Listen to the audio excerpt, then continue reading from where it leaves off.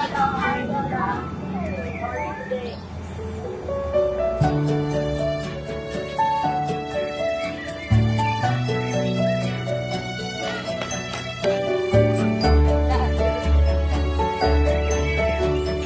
me show you something. This is St. James the Greater. Señor Santiago de Compostela, Señor Santiago Matamoro, or St. James the Greater. So, what did you do in school today? We studied about Dapitan. Who? Look, can you tell us about Dapitan? Of course, of course. You know, Dapitan existed long before the Spaniards came to the Philippines. But let me start the story in 1563. When Dato Pagbuaya of Panglao, Bohol came to Dapitan with 1,000 families, not including freemen and unmarried men, and settled in what they called before the Yuta, because Mindanao had no name then. So they settled here and they liked the place. It's beautiful, the soil was fertile, it was peaceful, so they started inviting people from Bohol to come to settle here. So the name Dapitan is taken from the word dapit, to invite, because Dato Pagbuaya invited the Boholanos to come and settle in Dapitan. That's how Dapitan came to be. That's the more popular version of how the name Dapitan came to be. That was in 1563. In 1565, the Spanish explorer Miguel Lopez de Legazpi arrived in Dapitan. The chieftain received him cordially, and he even gave Legazpi some of his men to guide Legazpi to Bohol.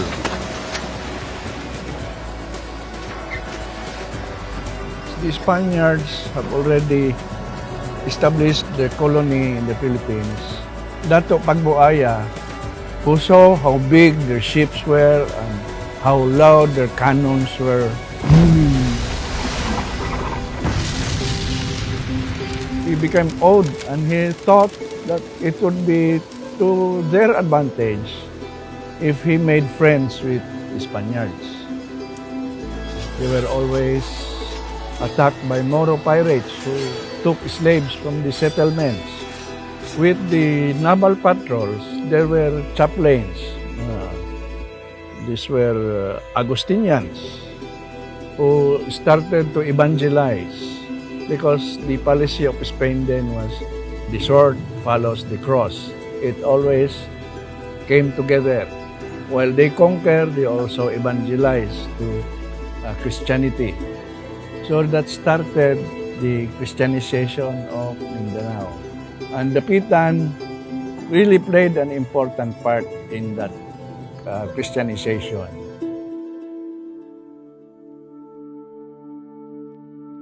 Fast forward, in 1591,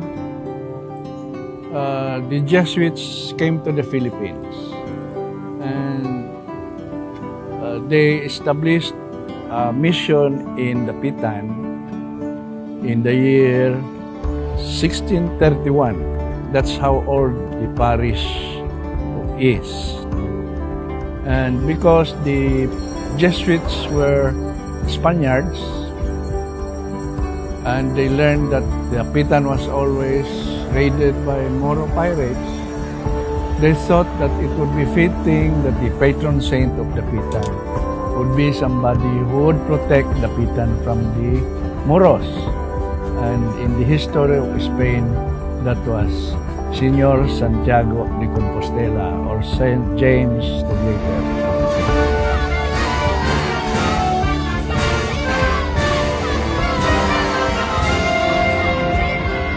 That is how the Jesuits maybe decided to select Saint James the Greater as the patron saint of Dapitan. In fact, during fiesta celebrations, you will hear the local version of the national anthem of Spain because Señor Santiago or Saint James the Greater is the national patron saint of Spain.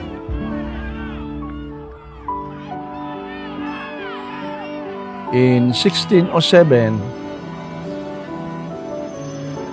Father Pascual de Acuña, the Jesuit chaplain of the Naval Squadron, baptized about 200 natives of Dapitan, including Dato Pagbuaya, his son Pedro Manoop, and his daughter Maria Uray. In 1629, a Mexican Jesuit, Padre Pedro Gutierrez, was specifically sent to Dapitan to establish a permanent Jesuit mission. He set up residence in 1631 and that was the formal organization of the Parish of St. James. The Jesuits also worked for the conversion of the Subanen, the original inhabitants of the peninsula. And there was even one priest, Father Francisco Paliola, who became a martyr. Padre Paliola was an Italian Jesuit who volunteered as a missionary. He arrived in the Philippines in 1643. He was assigned to the Dapitan mission and he learned the Subanen language in addition to the local Binisaya, which allowed him to preach to Cebuanons. He was murdered at Punot, some 50 kilometers from Dapitan, on January 29, 1648, by Tampilo, a converted native leader who had left Catholicism and who the priest was trying to bring back to the faith. Father Paliola died at the age of 37, and his body was brought back by his converts to Dapitan, where he is buried in the Catholic Church. The cause of martyrdom of Father Francisco Paliola, the first step toward beatification and canonization to sainthood, is presently being investigated in Rome. The Jesuits really had an influence not only in the church history of Dapitan but also in the politics of the country. If you recall, Rizal was exiled in Dapitan. But the question is, why of the many islands of the Philippines, why was Dapitan chosen to be Rizal's place of exile? The answer is the Jesuit influence. When Rizal was exiled, they decided to send him to Dapitan because of the Jesuits. They felt that Rizal would be safer with the Jesuits than with the friars.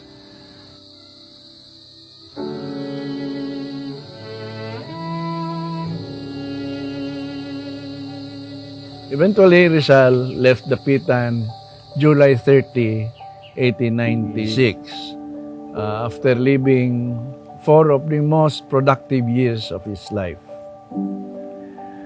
The Jesuits stayed in Dapitan for about 221 years, from 1629 to 1631, which was interrupted by the arrival of the Augustinian Recollects, and until 1946.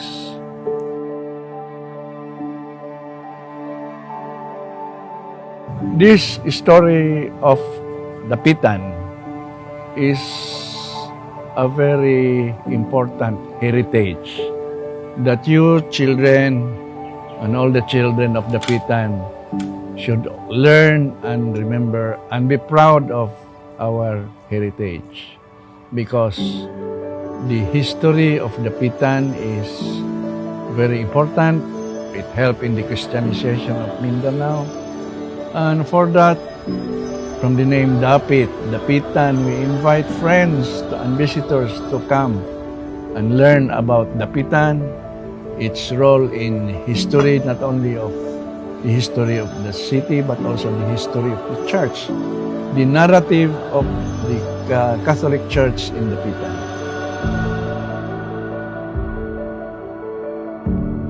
That really is something to be proud of and to really touch our hearts, provide inspiration.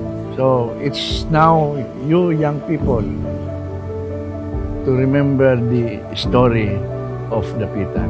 Wow, thank you, Lolo. Thank you, Lolo. That was interesting.